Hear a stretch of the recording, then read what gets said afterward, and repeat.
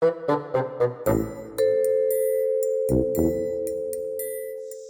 often ask me what is my favorite flower, and it's a hard decision because there's so many amazingly beautiful flowers.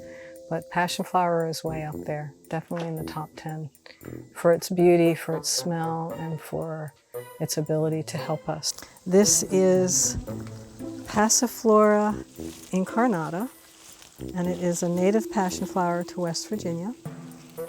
We have another one, which is Passiflora lutea, which is a small yellow one, but this is the medicinal one. It is most well known for its ability to help you sleep. It's a very calming herb, it's a nervine, safe for children, so it's a wonderful herb to use when you have sleep issues. But it also is good for depression and anxiety.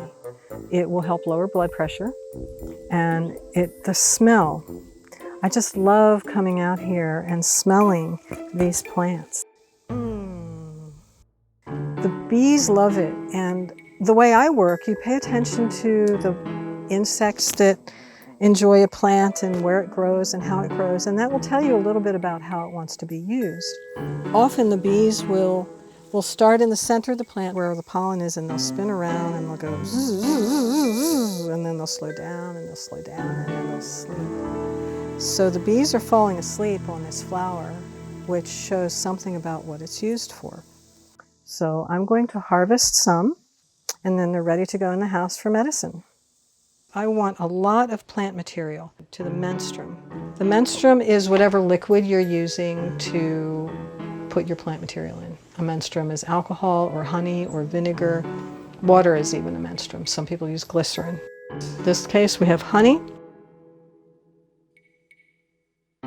The main mistake that people make is not using enough plant material, and then you get a very weak finished product. So I like a lot of plant material and a little bit of menstruum. So I'm going to put these in the honey, and I'll put the lid on tight, and I'm going to turn it upside down.